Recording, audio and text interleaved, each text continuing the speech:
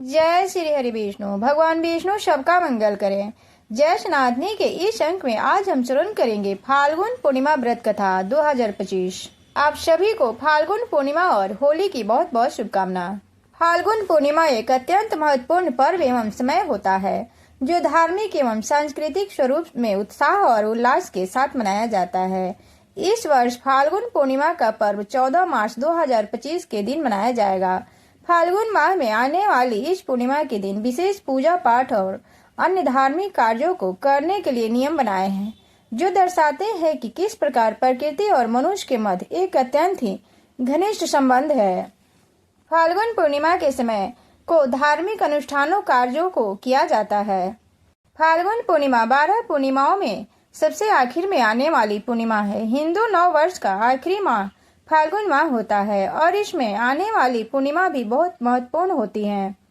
फाल्गुन पूर्णिमा के दिन चंद्रमा का पूर्ण स्वरूप एवं उसकी ऊर्जा का संचार भी तीव्र गति से होता है। ऐसे में बनाए गए अनुष्ठान एवं पूजन से हम उस सभी चीजों के माध्यम स्वयं के तालमेल बिठा सकते हैं। कृपया वीडियो को पूरा देखें और वीडियो पसंद आए तो चैनल को सब्सक्राइब एवं वीडियो को लाइक एवं कमेंट शेयर अवश्य करें।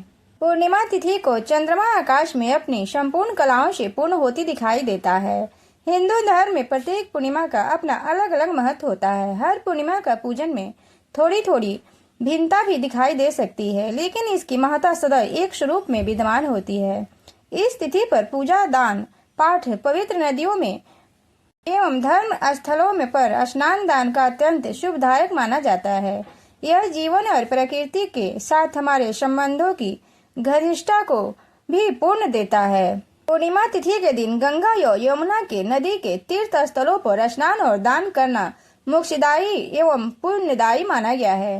इस दिन भगवान श्री विष्णु का पूजन किया जाता है। फाल्गुन पूर्णिमा की कथा होली पर्व को भी दर्शाती है। यह कथा राक्षस हिरण्यकशिपु और प्रहलाद से संबंध रखती है। इस कथा के अनुसार हिरण्यकशिपु अपने पुत्र प्रहलाद को मृत्यु दंड देना चाहता था क्योंकि उसका पुत्र श्री विष्णु का भक्त था और हिरण्यकशिपु को ये बात सहन नहीं होती थी। वह श्री विष्णु को अपना शत्रु मानता था और जो भी श्री विष्णु की भक्ति करता उन्हें वह कष्ट इतनायत देता था। ऐसे में जब उसका पुत्र प्रहलाद भी श्री विष्णु की भक्ति करता है तो वह अपने पुत्र से नफरत करने लगता है और अनेक प्रकार के कष्ट देता है, पर श्री विष्णु की कृपा से प्रहलाद को कोई कष्ट नहीं होता है। इस कारण हिरण्यकशिपु अपनी बहन होलिका को ब्रह्मा से मिले वरदान का लाभ उठाने को कहता है। होलिका को वरदान मिला था कि वह अग्नि में नहीं जल सकती, उसका अग्नि कुछ खराब नहीं कर सकती। ऐसे में राक्षसी होलिका प्रहलाद को जलाने के लिए अग्नि में बैठ जाती है, पर श्री हरि विष्णु की कृपा से प्रहलाद सुरक्षित रहता है और होलिका जल जाती है। इसीलिए प्राचीन समय से ही फाल्गुन पूर्णिमा के दिन होलिका दहन व पूजन किया जाता है। फाल्गुन पूर्णिमा के दिन लकड़ी उपलों से होलिका का निर्माण किया जाता है। शुभ मुहूर्त समय के दौरान होलिका दहन किया जाता है और पूजा भी संपन्न होता है। धर्म शास्त्रों के अनुसार फाल्गुन पूर्णिमा के दिन तीर्थ स्थल पर जाकर स्नान करना चाहिए। यदि यह संभव नहीं हो सके तो नहाने के पानी में कुछ बूंदे गंगाजल डालकर घर पर ही स्नान किया जा सकता है। प्रातः काल संकल्प लेकर पूर्ण विधि विधान से चंद्रमा का ध्यान एवं पूजन करना चाहिए। चंद्रमा की पूजा करते समय चंद्र मंत्र ओम श्रीम श्रीम चंद्रमसे नमः का जाप करना चाहिए। भगवान शिव का पूजन एवं शिवलिंग पर जलाभिषेक करना चाहिए। माता पार्वती का पूजा भी करना चाहिए। यह अत्यंत शुभ फलदायी माना जाता है। पूर्णिमा तिथि में चंद्रमा की पूजा करनी चाहिए क्योंकि इससे सभी सुखों एवं मानसिक शांति की प्राप्ति होती है। फाल्गुन पूर्णिमा के समय चंद्र देवता का पूजन मुख्य रूप से होता है।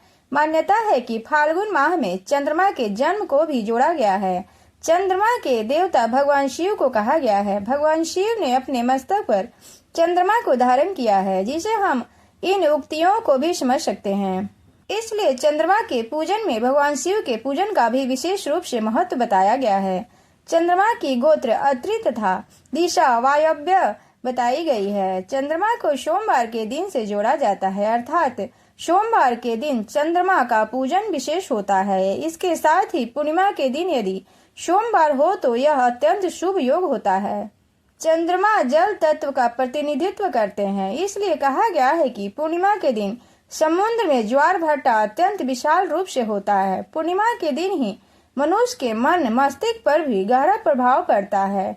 मनुष्य की चेतना का प्रवाह अधिक गति से बढ़ता है। हमारे शरीर पर इसके प्रभाव का मुख्य कारण इसलिए भी है कि हमारे शरीर में जल की मात्रा अधिक होती है। यह चंद्रमा के प्रभाव में आने के कारण इस तिथि समय अत्यंत विस्तृत होती है। इस समय पर अगर हम विशेष रूप से चंद्रमा की पूजा उपासना करते हैं तो हमारे शरीर भीतर मौजूद नकारात्मक और अंधकार दूर होता है। मानसिक रूप से हमें मजबूती प्राप्त होती है।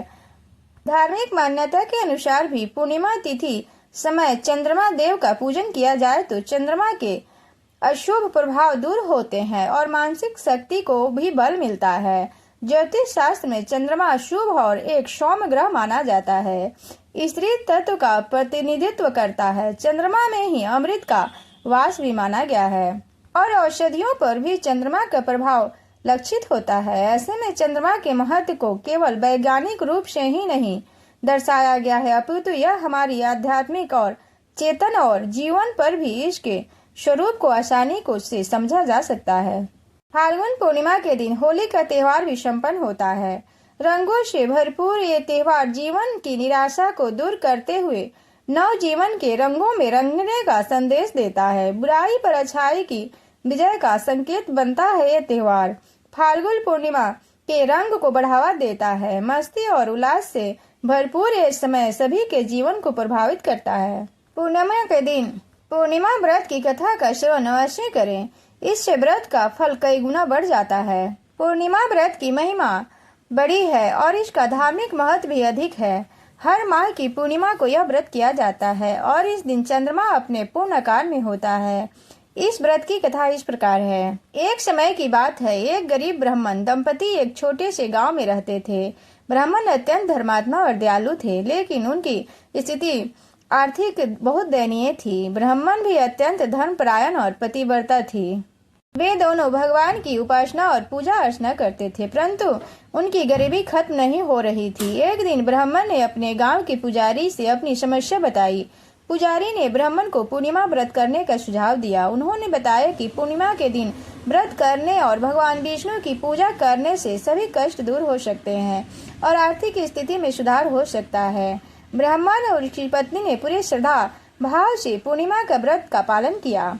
वे इस दिन उपवास रखने, स्नान कर भगवान विष्णु की पूजा करते और रात को चंद्रमा को अर्घ्य देकर ही व्रत खोलते। कुछ समय पश्चात उनके जीवन में चमत्कारी परिवर्तन आया। उनकी स्थिति धीरे धीरे सुधरने लगी और वे सुखी और समृद्ध हो गए। उनके परिवार में खुशियां और बढ़ गई और उनके सभी कष्ट समाप्त हो गए। इस प्रकार पूर्णिमा व्रत की महिमा अपार है और इससे पालन करने से जीवन के सभी दुखों का नाश होता है। भगवान विष्णु की कृपा से भक्तों के जीवन में सुख, शांति और समृद्धि का वास होता है। पूर्णिमा व्रत की इस कथा को सुनने और पालन करने से पुण्य की प्राप्ति होती है और भगवान की कृपा सदैव बनी रहती है। इस दिन व्रत करने से मनुष्य को मानसिक शांति, आध्यात्मिक बल और पारिवारिक सुख की प्राप्ति होती है। पूर्णिमा के दिन रात को चंद्रमा के उदय होने पर उन्हें अर्घ्य देना चाहिए। इसके लिए जल से भरा तांबे का लोटा लें और उसमें चावल, फूल और थोड़ा सा दूध मिलाकर चंद्रमा को जल अर्पित करना चाहिए। इससे सुख शांति की प्राप्ति होती है और निरोगता प्राप्त होती है तथा काया भी सुंदर बनती है और इससे चर्म रोग से संबंधित सारी बीमारियां दूर हो जाती हैं।